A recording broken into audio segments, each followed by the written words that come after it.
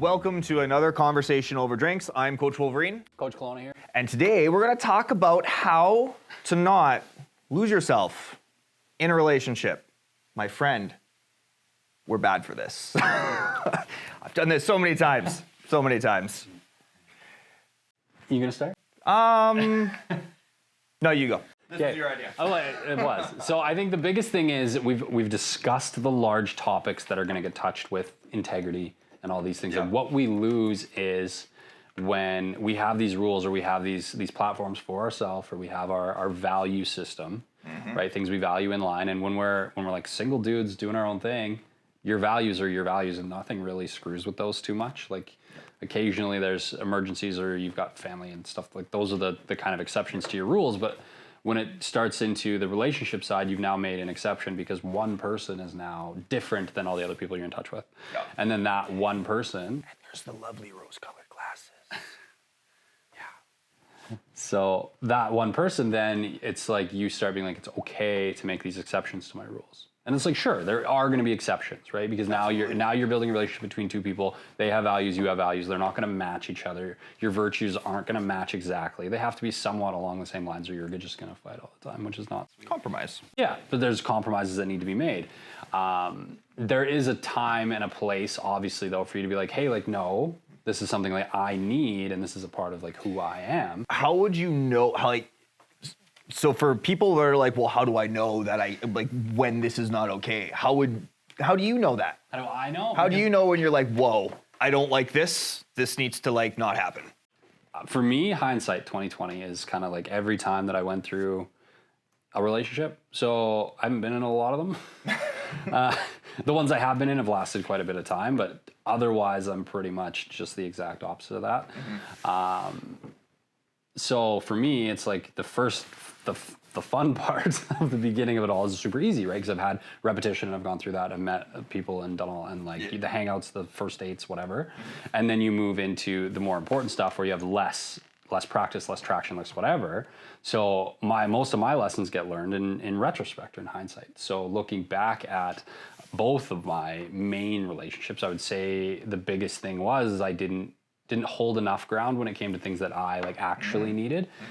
I would compromise, but almost too much so. Yep. And it's just like there's certain things I need, right? The gym obviously is one that's got to be like staple for me, and then hockey in the winter, like that's one thing I want to do my entire life, and like all of that. And those are things it's where non-negotiable. Yeah, basically. And I've been in positions where I've been asked to basically just like, hey, like don't go. And there's certain occasions where it's like, okay, like if I have to miss 1 or 2 games a season, whatever. But if it's like coming to like little things where it's like, hey, I really hate that you have to give up every Thursday or every something. And it's like, to me, like I'm not giving it up at all.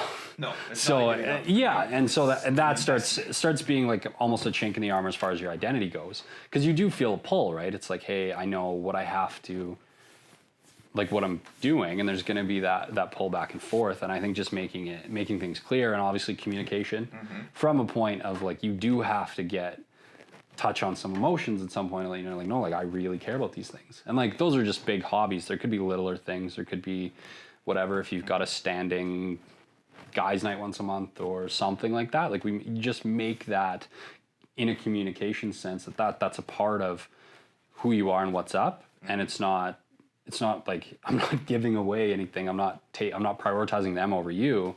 It's something that it's you, and it's not I'm prioritizing my friends over you or prioritizing anyone over whoever. It's like, no, this is something that I need, and there has to be that. And if the respect isn't there and you start entering the level of like disrespect, that's where I really think there needs to be a lot more like, hey, like don't, right? The respect always has to be there on both sides. And your experience and your knowledge in relationship dynamics and all that is much more beyond me. Mine's very much just anecdotal, and me, the fact that I talk to everyone on the planet is kind of like, right? So Yeah, I have had my fair share. I'm a relationship guy. I'm not one for going on just singular dates and dating around. If I find a woman I like, I date her. Now, when things start like that, there's that compromise level, but I've noticed like in myself, like when that compromise starts getting stretched and all of a sudden it just feels like there's that poke in your gut. And it's like, it's a red flag. It's the red flag feeling. And you look at it and you're like, you know what? It's fine. It's okay.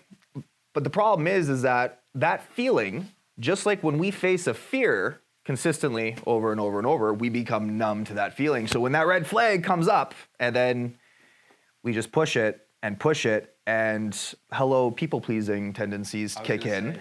Then all of a sudden, we look back 6 months ago and be like, who am I? This is not me. I somehow lost myself in this.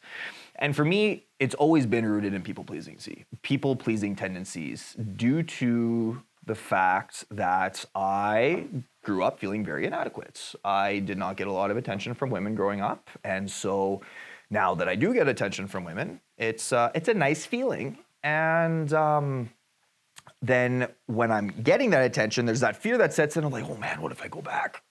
I don't want to go back. I don't want to go back not getting that attention anymore. So then I give up myself to... Right, and we've had the discussions too, where you do invest all this time and energy into a relationship, right? Yep. And then you get to that point where you're like, well, I don't want to do that again with someone else. Like, I don't want to redo this piece. Like, I've already come this far. Like, what if it just kind of gets better? And when we talk to people that have been in like longer relationships, everyone knows someone that's in a relationship that probably shouldn't be. Yep. Couple. Yeah. And so a lot of that is, I've actually asked a few people, is like, hey, like, if this was any worse, would you still be there? And they're like, no. I was like, cool. So like, we've just established you are accepting the bare minimum. Yep. So... And when you put that into reality, like, it's a tangible, like, this is the line that you're gonna fall off here, you're here, and you are okay with that. And so many people are just like, okay. But then that fear of unknown of like, what's life without this relationship now?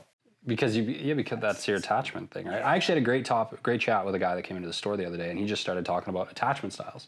Okay. And I didn't know, like, I've never heard it categorized in that way. Basically just you're anxious. I'm a preoccupied, anxious attachment style. Yeah. Yeah, I've done the test. So that's you're anxious, you're stable, and the third one would have been avoidance? Avoidance. Yeah, there's I think there's like 2 or 3 variants of the anxious, 2 or 3 variants of the avoidant, and then there's secure attached. Secure, yeah. And everybody can change to the secure attached. There's one style though that won't change, where it's like chaotic avoidant or something like that. That one sounds fun. And it's so if anybody meets that personality style, you're probably not going to change them unless they want to change themselves, guys. Just FYI, okay? But yeah, going through the process of the relationships, like I'm a big believer that we learn the most about ourselves in relationships. Like the whole statement, like, I'm gonna find myself, I'm gonna do all this personal development when I'm single and by myself. It's like, well, when we're home alone with our thoughts, we are in fact arguing with our ego to change the way we look at the world. Okay. So we can't change what we think if we can't believe that we're wrong if we inherently believe that we're right. We can't have a stance on both. Exactly, right? You can't hold an opinion that you believe to be wrong. It doesn't exist. No. So the time single in between, that's kind of like time to go back and reflect and then like be like, okay, this is where was good, this is where wasn't good, and then implement that. But for like, I've met people who are just like indefinitely single and they're like, I'm working on myself. And then, 10 years down the line, people that I've known for years, they get into a relationship like, I don't know how to do this. It's like, of course you don't. You've never done it before because you've done only the single thing.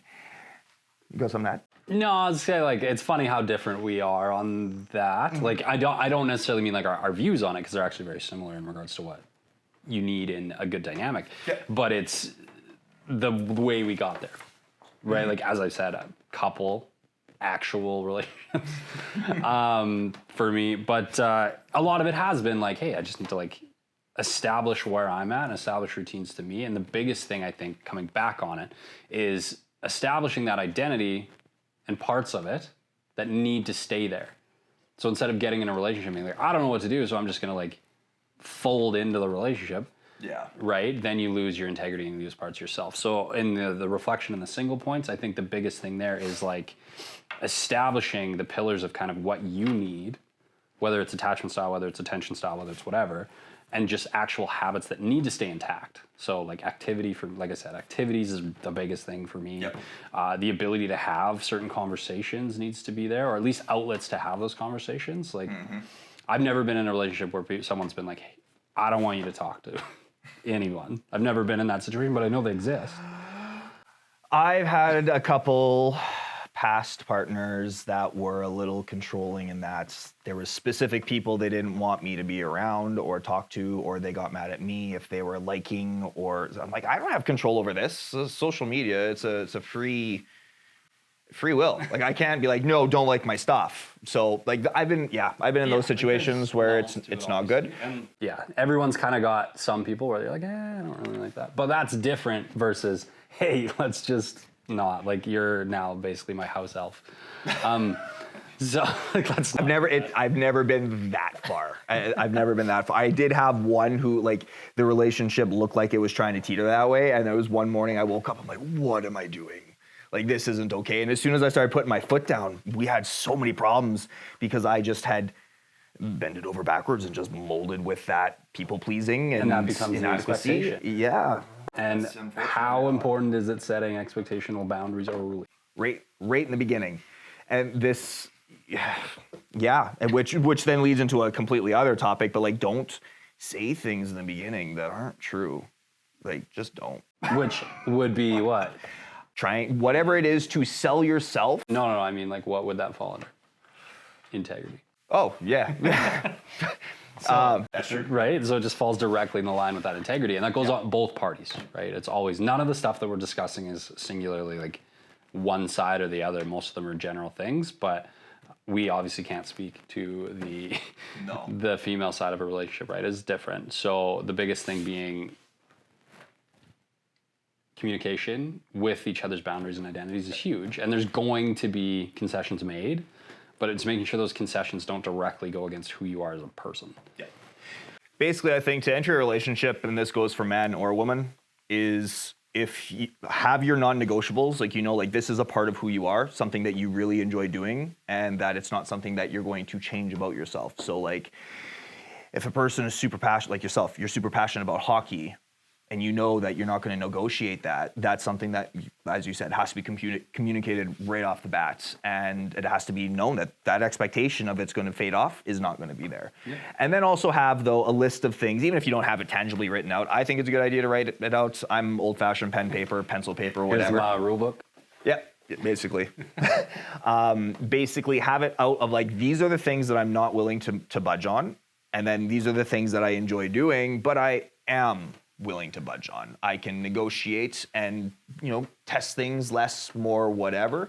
But those solid handful of things that are part of like what make you who you are and how you, basically how you want to show up in the world. It's important to stand on those. And I think holding ourselves accountable to keeping on those is like a great act of self-love. I really do think that. I also think, to bring note to, like, if that's the life you're living when you're single and that's who you are, and that's what attracted this person to you, you should be maintaining that. Oh man, there's actually a name for it where that dynamic switches. Like you get attracted to a person because of certain things, but then over the course of a year to 2 years, you end up changing the things that you liked about that person into something that you don't like. Yeah, the perspective flip kind of. Yeah, but there's an actual name for it, and it's basically a self-sabotage in relationships, and it's those people who have those attachment styles that they haven't explored, and those are the ones where they're like, oh, all guys are the same, or oh, all girls are the same. It's like, no, sorry, but you're the only common denominator in these relationships. And they're chasing the same cycle because they don't know how to go outside of it, right? Exactly. So if it's a cortisol hit from acceptance, or like you want to create friction so that you can get the high from the comeback and the makeup. So that's not good either. No. That's a whole nother discussion to have. Yeah. But I do think the biggest thing is knowing kind of where you're at, what your pillars are. And there shouldn't be that many. Like there's not that many, right? Like you've got core things. Yeah, and if your values are there and your virtues are there, you should be attracting someone that's going to complement those. If every single main point of something is contradicted and you're both trying to change each other's mind, just pull the pin, man. Like it sounds like a very exhausting relationship, which I know I've kind of been into, where they're just exhausting because it's just Constantly. So, yeah. But so my take on this is how to overcome that is simply like have your standard values and like who you are in the world and owe that to yourself. Do that. Self-love. If you're a hockey player, be a hockey player. I go to the gym. There's not going to be anybody that's telling me I'm not going to the gym. Yeah. So if you get too far away from who you are, the person that you're with isn't even going to see you as the person that they decided to be with in the first place. Yeah. So the best thing you can do for the relationship and yourself is to continue being yourself. Yeah. And put the foot down when you have to. Yeah. That's it for me, man. With respect, obviously. All right, guys. Absolutely. Please like, share, and subscribe on whatever platform you're consuming this content. Until next time. Cheers. Take care.